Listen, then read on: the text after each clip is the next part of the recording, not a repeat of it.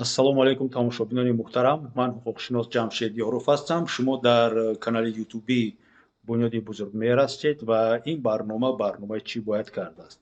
Дар ин силсилаи барномаҳо мо кӯшиш мекунем ки ба шумо бартараф кардани ягон мушкилоте ки мумкин ё ин ки аллакай ба шумо рух додааст дар муносибат бо мақомотҳои қудратии Тоҷикистон ё ин ки дилхоҳ мақомоти давлатӣ гуфта гузарем.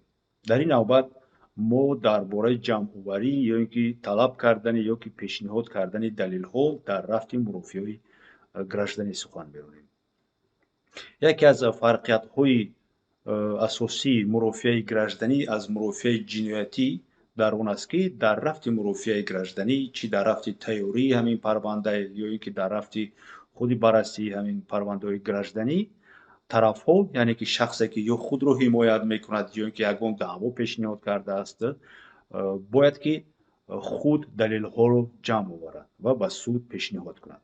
Дар рафти мурофиаи ҷиноятӣ бошад, вазифаи ҷамъоварии далелҳо ин вазифаи мақомоти қудратии давлат аст, мисол прокуратура ё ин ки муфаттишони ҳамон идораҳои дахлдор, Кумитаи давлатии амнияти миллӣ, муфаттишони прокуратура, муфаттишони вазорати корҳои дохила ва ғайра ва ғайра. Дар мурофиаи ҷиноятӣ далелҳоро бояд онҳо ҷамъ кунанд, ба суд пешниҳод кунанд оиди гунаҳгор будан ё ки гунаҳгор набудани шахс. Вале дар мурофиаи гражданӣ чунин вазифа ба гардани тарафҳо аст. Мурофиаи гражданӣ мисоли оддии мурофиаҳои баҳсҳои байни шаҳрвандон ва ташкилотҳо ё ин ки байни худи ташкилотҳо. Мисоли оддии мурофиаи гражданӣ ин баҳсҳои бекор кардани ақди никоҳ, ба фарзандхонӣ қабул кардан, тақсими амволи муштарак, гирифтани мерос, бартараф кардани меросгири номусоид ва ғайра ва ғайра. Яъне дар рафти мурофиаҳои гражданӣ шаҳрвандон ӯҳдадор мешаванд ки ягон амалро иҷро кунанд ё ин ки аз иҷрои ягон амал дасткашӣ кунанд. Дар мурофиаи ҷиноятӣ шаҳрванд мумкин аст ки ба ҷавобгарии ҷиноятӣ кашида шавад, боғи судӣ гирад, мумкин аст ки аз ҷавобгарии ҷиноятӣ озод карда шавад, сафед карда шавад. Ин фарқияти ин кӯтоҳи соддаи ин ду мурофиа. Чӣ хеле ки гуфтем, дар рафти мурофиаи гражданӣ ҳар як шаҳрванд бояд далелҳоро худаш пешниҳод кунад ба суд. Ва суд зарур мешуморад ки бо ин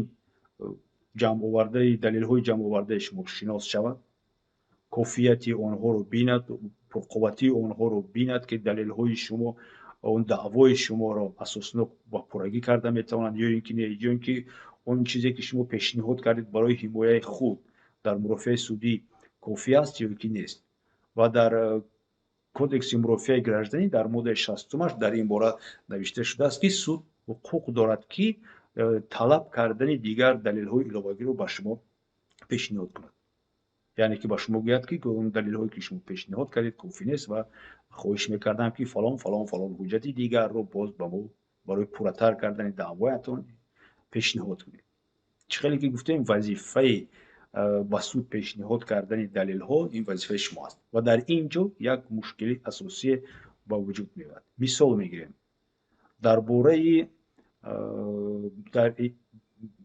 яке аз мурофиаҳо, мисол тақсими амволи муштарак ё ин ки бекор кардани ақди нигоҳ, яке аз тарафҳо дар дасташ ҳуҷҷатҳои дигар одамро дорад, тарафи дигарро дорад ва намехоҳад ки ҳамин ҳуҷҷатҳоро ба ӯ пешниҳод кунад, то ин ки ӯ ба суд онро супорад. Мисол паспорти шумо дар дасти собиқ завҷаатон аст, ба ӯ умуман бо шумо сухан намеронад, ба зангҳои телефонии шумо ҷавоб наметиҳад ва паспортро ба шумо доданӣ нест.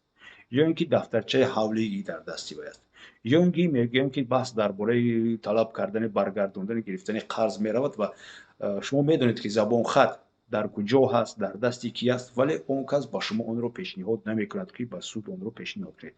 Дар ҳамин маврид шумо бояд чӣ кор кунед?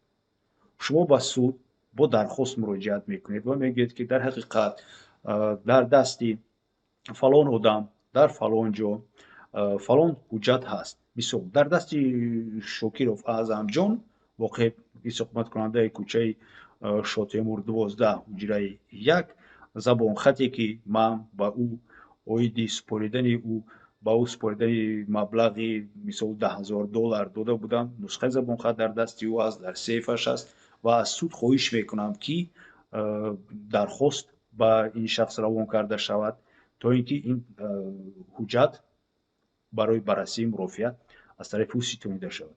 суд дар ин маврид чӣ кор бояд кунад?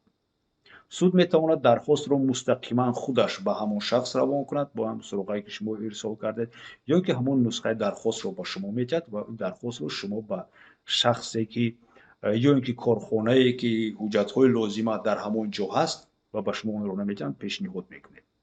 дар ин маврид он шахсе ки дархостро гирифт уҳдадор мешавад ки онро мустақиман шахсан бурда ба суд супорад, ё ин ки ба дасти шумо супорад ки то онро шумо баред ба суд пешниҳод кунед.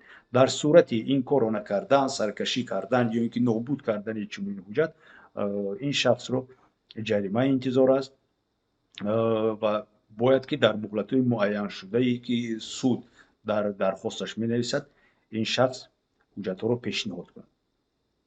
бояд хеле ки дар аввали барнома қайд кардем, вазифаи асосии пешниҳоди ҳуҷҷатҳову далелҳо ин вазифаи тарафҳо аст.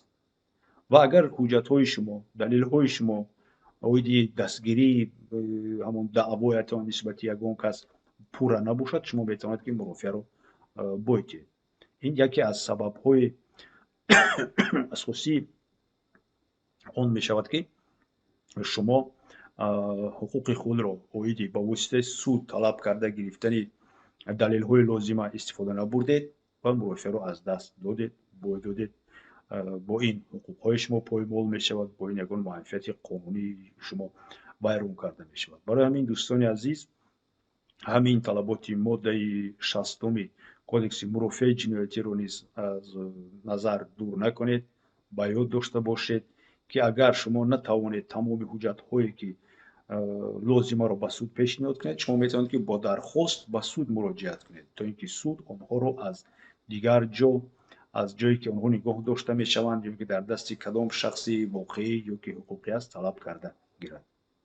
ин буд мавзӯи кӯтоҳи имрӯзаи мо, барномаи чӣ бояд кард. дӯстони азиз, обуна шудан ва паҳн кардани барномаҳои моро фаромӯш накунед. ин яке аз роҳҳои ҳарчи бештар оиди ҳуқуқҳои худ шинос шудани шаҳрвандон мебошад ва мо аз шумо хело ҳам миннатдор мешавем, то ин ки шумо низ як саҳми худро дар бартараф кардани камсаводии ҳуқуқии мардум мегузоред. ташаккури зиёд дӯстони азиз, бо шумо ман Ҷамшед Ёров будам.